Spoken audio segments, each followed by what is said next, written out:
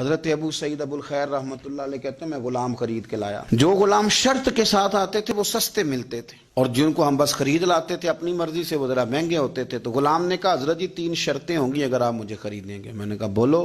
کہنے لگا پہلی شرط یہ ہے کہ میں سارا وقت آپ کی بات مانوں گا، پر اذان ہوگی تو پھر میں کسی کی بھی نہیں سنوں گا، پر میں جانوں میرا رب جانے.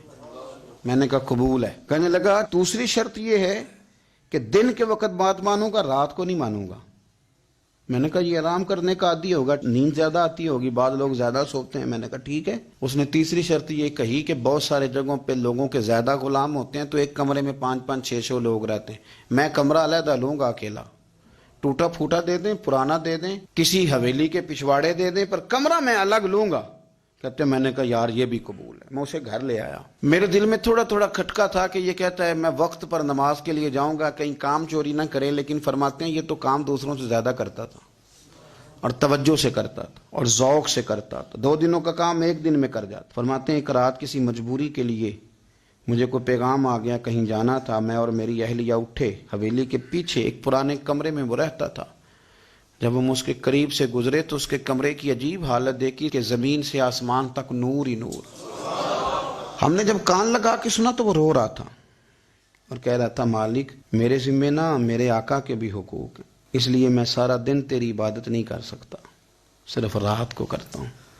مالک اگر میرے ذمہ تو نے یہ ڈیوٹی نہ رکھی ہوتی تو میں سارا دن بھی تیری بارگاہ میں حاضر رہتا، میں قرآن کی تلاوت کرتا، میں تیرے محبوب پہ درود و سلام پڑھتا، میں یہاں آ جاتا تیری ہی بارگاہ میں، پر میرے حقوق ہیں. اللہ وہ جو دن کی میری غفلتیں ہیں وہ معاف کر دے. حضرت فرماتے ہیں بڑا ذوق بڑا شوق. ہم نے جہاں جانا تھا گئے نہیں، واپس آ گئے. رات ہم نے اس کو مداخلت کرنا اور تکلیف دینا مناسب نہ جانا. صبح کی نماز کے بعد میں نے طلب کیا اور میں نے اسے بلا کر کے کہا کہ میاں تو آج کے بعد آزاد ہے، ہماری کوئی ذمہ داری تیرے اوپر نہیں، تو سارا دن قرآن شریف پڑھ، درود پاک پڑھ، اپنی مرضی سے چل. کہنے لگا کیوں؟ جلال میں غصے میں بات کرنے لگا. کیا مطلب ہے آپ کا؟ میں محنت کروں گا، کام کروں گا، یہ آپ کیا کہہ رہے ہیں؟ تو فرماتے ہیں میں نے اس سے کہا کہ رات نا ہم نے تیرا منظر دیکھ لیا، تیری دعائیں تیری التجائیں، رب کے ساتھ تیرے رشتہ ہم مطلع ہو گئے. کہتے ہیں ہم نے یہ کہا تو اس نے آسمان کی طرف دیکھا، پھر نظر جھکائی. کہنے لگا مالک تو نے تو راز ہی کھول دیا.